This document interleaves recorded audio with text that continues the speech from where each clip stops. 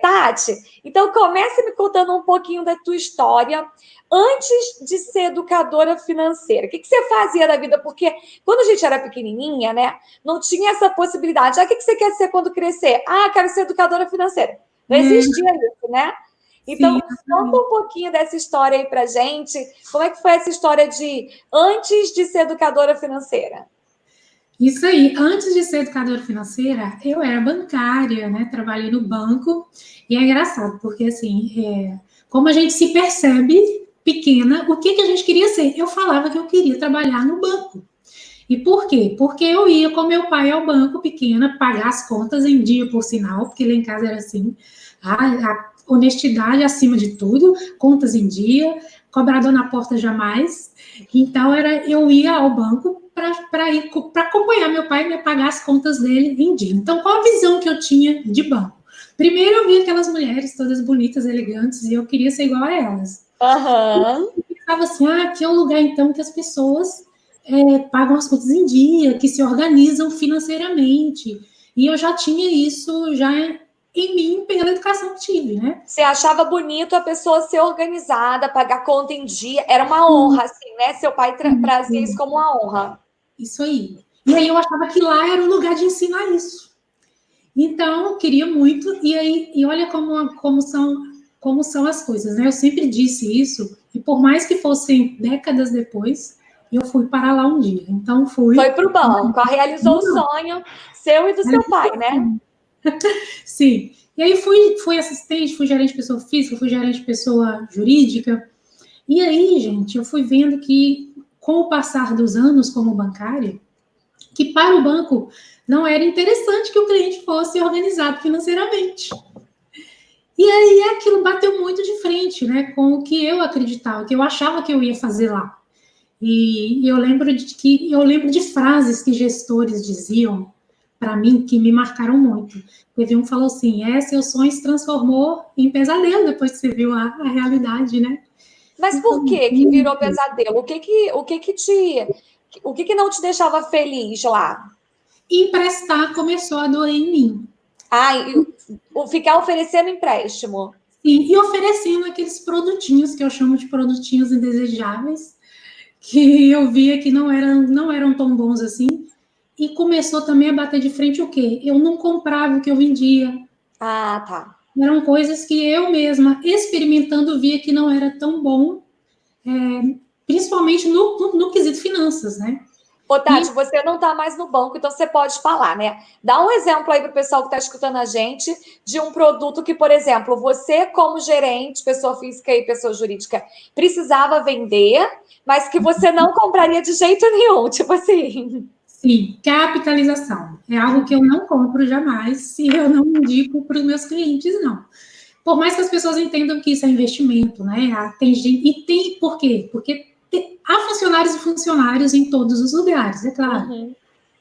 Mas o bancário ele é treinado a dizer que capitalização é investimento. Sim. Né? E que, na realidade, a gente sabe que investimento é outra coisa e tem uma gama aí de investimentos que a gente pode ofertar e que rendem mais e de verdade. Tem muitas coisas intrínsecas ali dentro da capitalização que se diz assim, vai render o mesmo do que a poupança. Não é bem assim. Os 3 primeiros meses de uma capitalização, por exemplo, você não vai pegar, por exemplo, você faz uma capitalização de R$ 50 por mês. Não é R$ 50 que vai render, vai ser pelo menos assim, uns 10% de 50 que vai Tipo, render. R$ 5 que vai render. R$ 5 é que vai render. Com o passar do tempo da capitalização, esse valor vai aumentando. Mas chegar a 100% é só lá no final. 100% do valor da poupança, que eu quero dizer, Então né? não rende nem igual a poupança e as pessoas acham que estão investindo, que vão ganhar um dinheiro e tal. É guardar dinheiro debaixo do colchão, gente. Sim. Tá. E também, o que mais me marcou foi ouvir de um gestor assim: é melhor a mãe do cliente chorar do que a sua. Nossa! Porque eu tinha que vender aquilo. Eu falava, eu queria sempre arrumar sentido, propósito, né? O famoso propósito. Eu queria ver propósito Propósito. naquilo. Eu estou fazendo o bem? se é algo que é o tal de não querer para o outro que você não quer para você. Eu compraria. E isso passando bem pelo filtro, tá, gente? Porque eu sei que, às vezes, o que é bom para o outro não é bom para mim, enfim. Mas passando por esse filtro, porque eu sei que tem coisas que é inerente a todo mundo. Sim. Então, eu sabia ali que aquilo não estava sendo legal. E passando por um processo de coaching, me conheci valores, né? E os meus 2 maiores, honestidade e respeito, então aquilo começou a me trazer consequências físicas. Comecei a adoecer. Começou a adoecer. E aí você começou a buscar esse outro propósito, né? Sim. Como é que a Tati, que trabalhou no banco tantos anos, você trabalhou quantos anos, Tati, no banco? 7 anos. 7 anos. Então, 7 anos é um ciclo, né? 7 anos no banco, batendo meta, atendendo pessoa física, jurídica, gerente e tal. E aí você começou a buscar alguma coisa que fizesse mais sentido para você, usando aquilo que você já sabia. Isso, aí eu fiz o dever de casa, né? O que eu faço, que eu gosto de fazer, e o que eu tenho de bom, o que eu faço de bom, que eu faria até de graça. Né? E eu fui logo pensando, falei, gente, eu sou boa nesse negócio, eu sou boa com as minhas finanças, né? Mas aí eu não sabia ensinar o outro. Eu dava palpite ali na vida das amigas que perguntavam e tal, mas eu não tinha uma técnica, né, uma fórmula correta ali de ensinar as pessoas. E aí foi aonde a Aline apareceu na minha vida, e aí, quando eu a vi no Instagram, a gente casou, assim, ó, sabe, assim, deu match, sabe? Falei, é isso que eu quero, gente. Ajudar as pessoas, né, a se organizarem financeiramente, porque também, para que eu saísse do banco, né, eu apliquei isso em mim, né, eu fiz do banco um patrocinador desse sonho, que era trabalhar com isso. Então, eu fiz um pote financeiro só para isso, que eu chamei de pote da independência. E aí eu ia conseguir me manter, né? Eu fiz uma reserva financeira de 1 ano, até que o meu negócio tinha 1 ano para decolar. Então, eu fiz um pote financeiro de quanto eu custo para viver. Né? Então, eu multipliquei por 12, que eu tenho valor de segurança também. E aí, multipliquei por 12 e fiquei com aquele pote ali composto. Né? E aí eu tinha uma data, gente. Eu ia sair do banco dia 30 de abril de 2019. Então eu tinha essa data. E aí eu falo que quando a gente se movimenta para aquilo acontecer, né? As coisas acontecem. E aí, para minha surpresa, por um presente de Deus, eu fui demitida dia 10 de abril de 2019. Então foi antes do dia 30, 20 dias antes. 20 dias antes. E não precisou nem pedir demissão, né? Não perdeu nada. Não perdi nada. Então, aquilo veio a agregar. Ninguém entendia, gente. Porque o pessoal falava assim, nunca vi alguém ser demitido, tá tão feliz. Eu pulava de eu já sabia que era isso que eu queria. Que você queria. Muito bom. Tati, o que você vê hoje de diferente, né?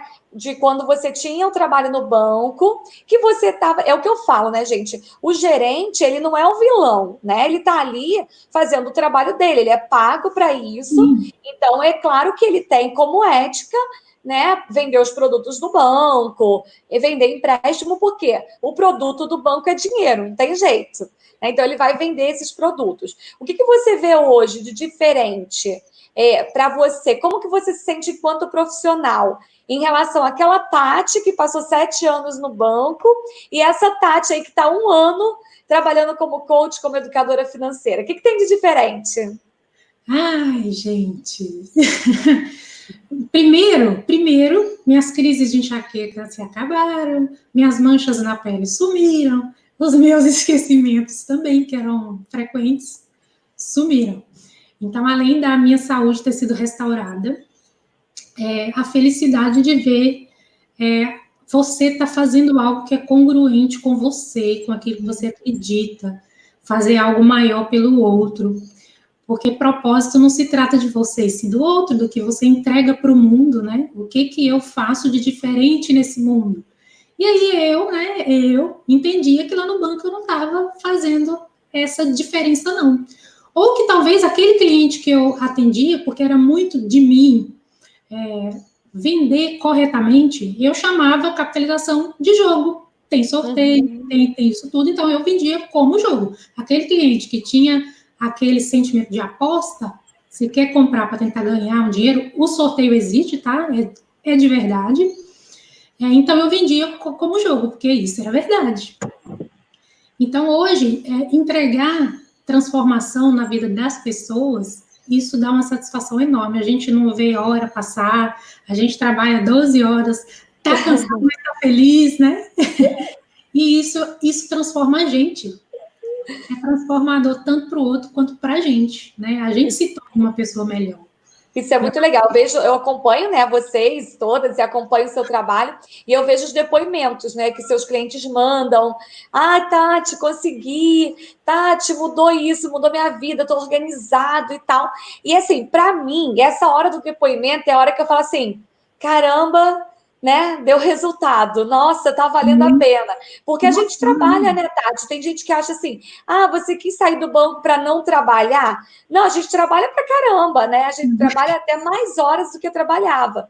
Mas essa coisa do depoimento, de ver, quando você vê aquele depoimento na tua mão, como que é isso? Paga tudo, né? Paga todo esse tempo de trabalho. Ontem mesmo, né? Ontem, quando a Aline entrou em contato, eu estava trabalhando, né? Domingo à noite. E é satisfatório a gente estar ali e a gente gerar, né, transformação na vida do outro, né? E é engraçado, assim, que eu tenho clientes que às vezes tem um cara que eu atendi, eu tô no Espírito Santo, eu atendi um cara de BH, em Minas. E aí ele trouxe a esposa, vem cá, pra você conhecer ela, vem cá.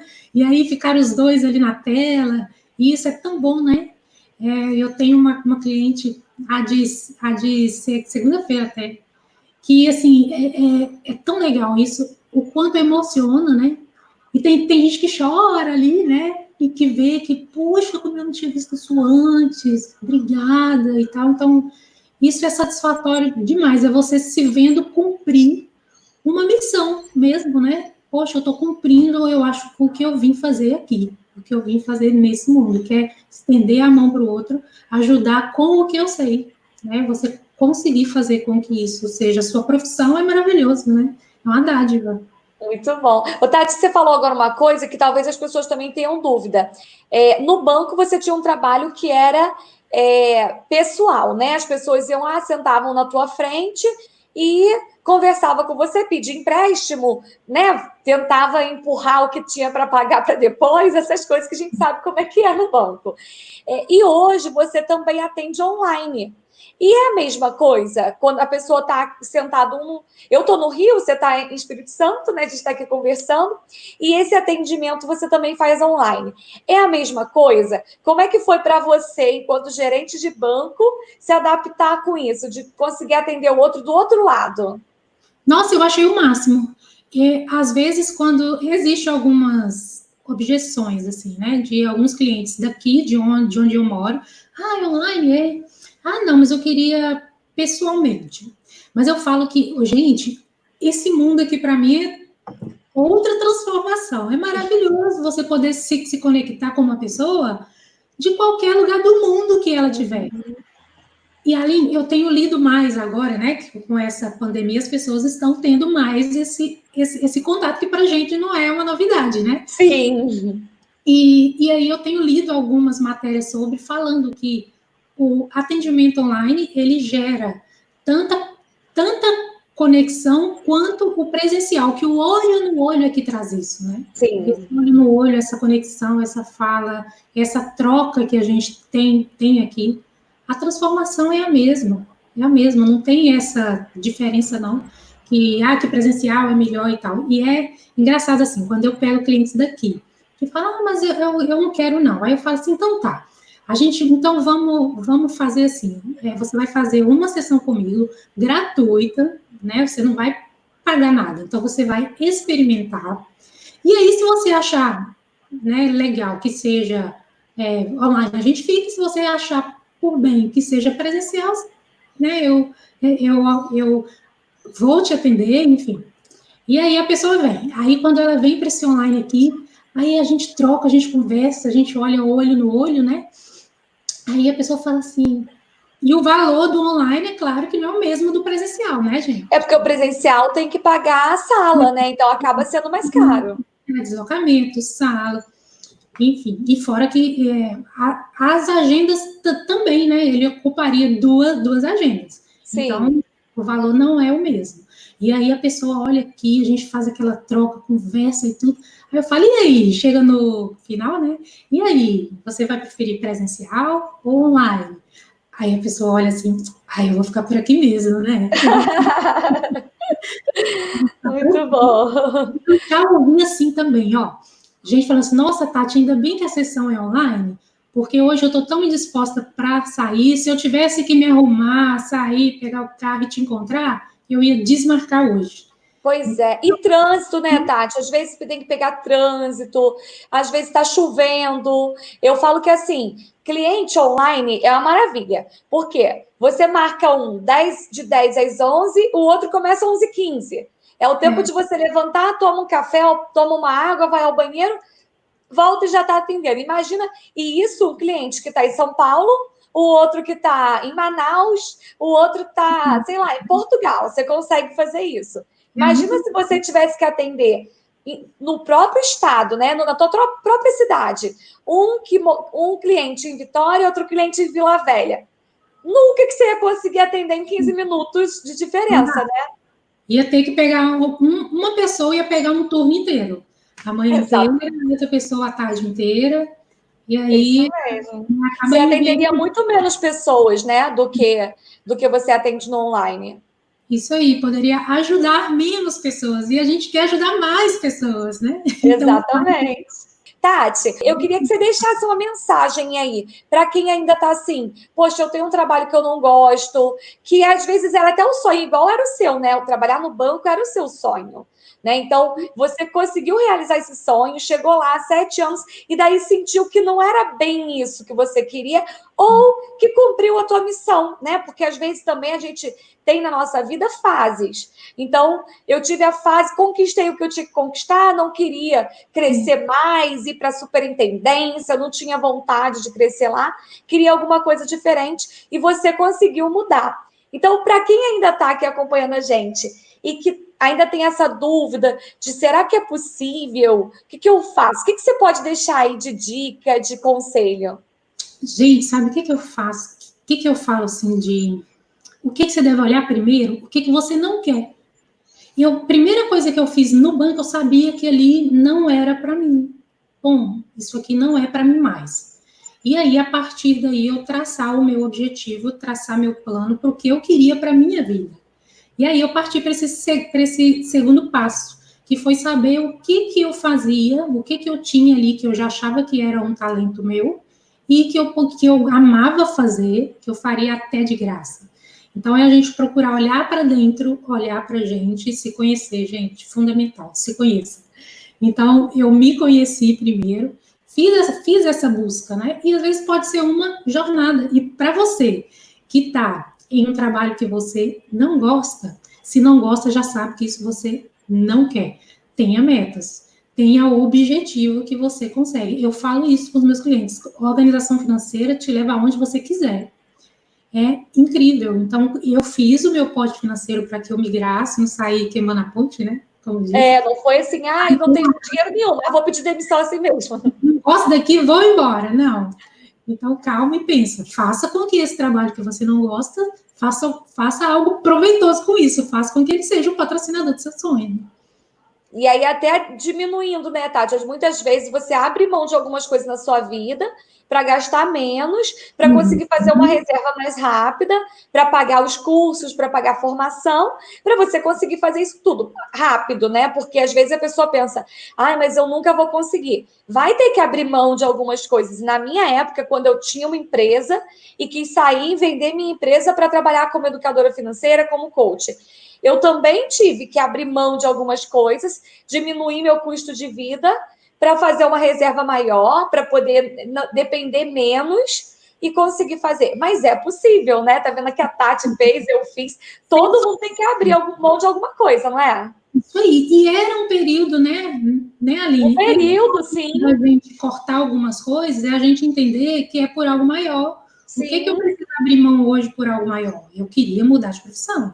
Então, o que eu precisava abrir mão? Eu fiz Eu fiz ali o quanto eu custo para viver mensalmente, sem supérfluo.